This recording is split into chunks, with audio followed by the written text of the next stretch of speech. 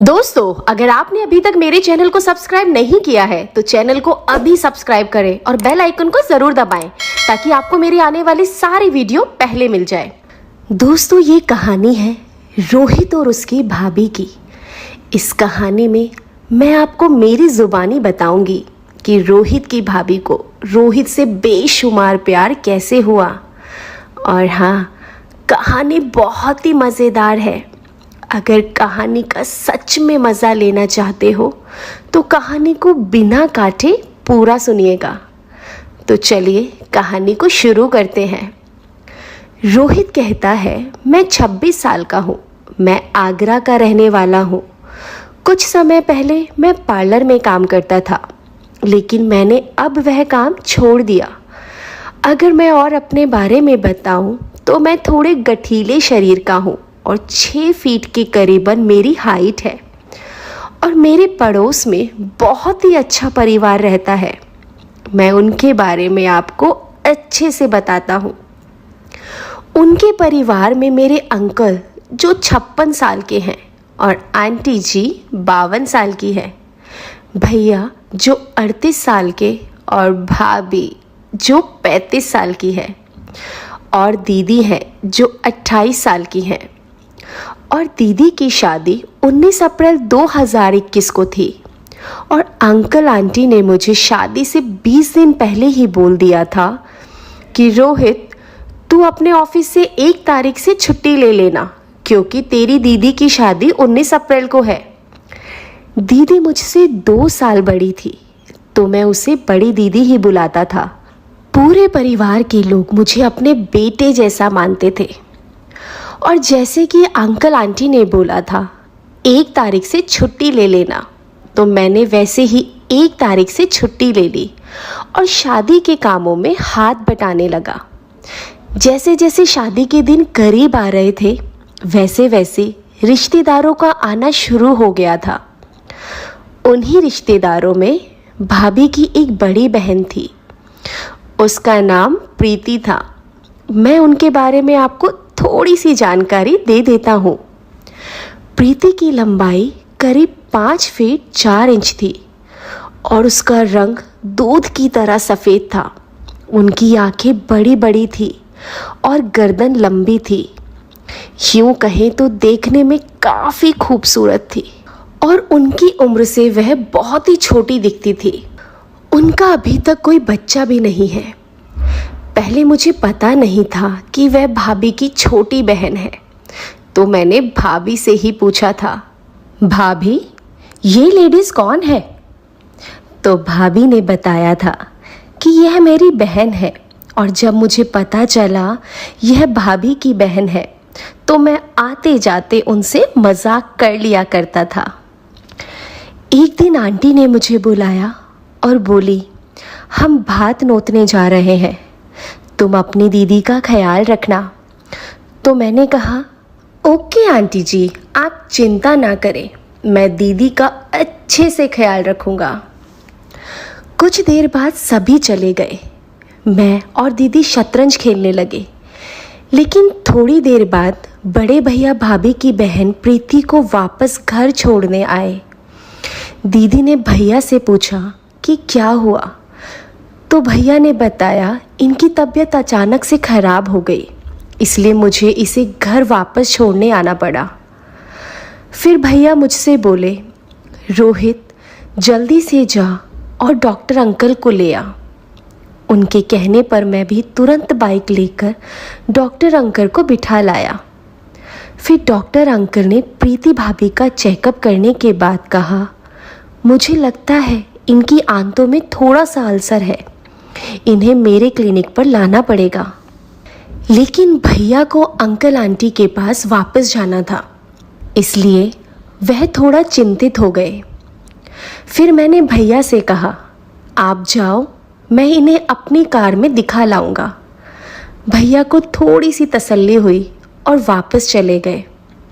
फिर मैं अपनी कार में प्रीति भाभी को डॉक्टर के पास ले गया और दीदी को बोल दिया था कि वह अंदर से दरवाज़ा बंद कर ले। डॉक्टर ने क्लिनिक पर प्रीति भाभी के सभी टेस्ट किए और बताया इनकी सभी रिपोर्ट्स अगले दिन मिल जाएगी। फिर मैंने डॉक्टर से पूछा कि क्या मैं भाभी को घर ले जा सकता हूँ, तो डॉक्टर ने कहा हाँ ले जाइए। उसके बाद मैंने काउंटर पर फीस भरी और दवाइयाँ लेकर वहाँ से भाभी को लेकर घर आ गया। मैंने अपनी गोद में उठाकर भाभी को कार से निकाला और अंदर कमरे में ले जाकर लेटा दिया। भाभी को मेरा व्यवहार इतना अच्छा लगा कि उनके दिल में मेरे लिए एक अच्छी जगह बन गई। फिर मैंने उन्हें गर्म दूध देकर दवाई दे दी। अब तक शाम के 7 बज चुके थे। फिर मैंने अपने और दीदी के लिए चाय बनाई और दोनों ने साथ में बैठकर बातें करते करते चाय पी ली। फिर हमने देखा कि प्रीति भाभी सो चुकी है। हम दोनों अकेले थे तो हम शादी के कार्ड पैक करने लग गए। हमने कुछ टाइम में ही सभी कार्ड्स पैक कर दिए थे और उसके बाद अंकल आंटी और सभी सदस्य घर वापस आ गए और सीधा भाभी के पास चले गए। हम दोनों से कुछ नहीं पूछा। कमरे में आवाज़ होने के कारण भाभी भी नींद से जाग गई थी। फिर भाभी कहने लगी, रोहित ना होता तो मेरी जान ही निकल जाती। बहुत ही नेक लड़का है। यही मुझे कार से डॉक्टर के पास ले गया, मेरी पूरी देखभाल की और मुझे टाइम से दवाइयाँ भी दी। यह सुनकर सभी लोग बहुत खुश हुए। फिर सभी ने मुझे आशीर्वाद दिया और भैया ने तो मुझे गले से लगा लिया। सबके साथ हंसते बोलते मैं वहीं सो गया। सुबह मैं जब उठा तो देखा सुबह के 4 बज गए थे। मैंने भाभी को जगाया कि वह अपना दरवाज़ा बंद कर ले, क्योंकि मैं अपने घर जा रहा हूँ। हालांकि उस दिन संडे था तो उस दिन मेरे धंधे की छुट्टी भी थी। भाभी पूछने लगी, रोहित इतनी सुबह तो कहाँ जा रहा है? मैंने भाभी को बताया, भाभी मैं इतने दिन से यही हूँ, मेरे घर पर धूल मिट्टी हो गई होगी, मुझे घर की सफाई करनी पड़ेगी। वैसे भी मैं कई दिनों से अपने धंधे पर नहीं गया हूँ। आपको तो पता ही है मेरा धंधा क्या है। अगर काम नहीं करूँगा तो कैसे चलेगा? फिर भाभी ने पूछा, तुम कितने बजे फ्री होगा? मैंने कहा 11 बजे फ्री हो जाऊँगा। अगर आपको कोई काम हो तो आप बता दीजिएगा। भाभी बोली, तू पहले फ्री होकर आ, फिर बताऊंगी। मैं ओके बोलकर अपने घर आ गया।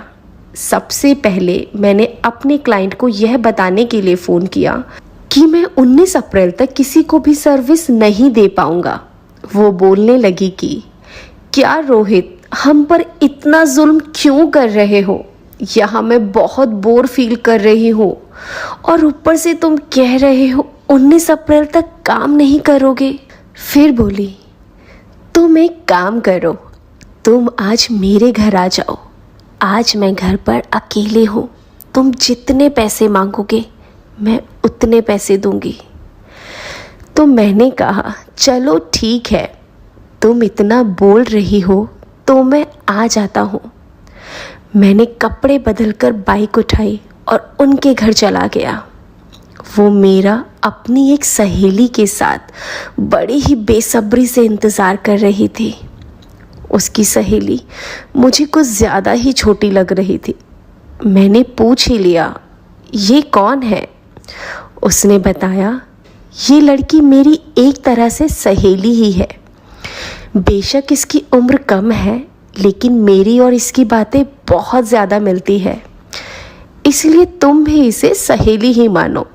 इसने आज तक कभी भी ऐसा कुछ नहीं किया है। मैंने कहा, बस बस मैं समझ गया। फिर मैंने दोनों ने जो बोला, जैसे बोला वैसे ही काम किया और 1 बजे मैं अपने घर वापस आने लगा। मेरे घर के पीछे एक प्लेग्राउंड है जिसमें कुछ लड़के क्रिकेट की प्रैक्टिस कर रहे थे। उन्होंने मुझे रोक लिया और बोले, यार रोहित, हमारे साथ क्रिकेट खेलो ना।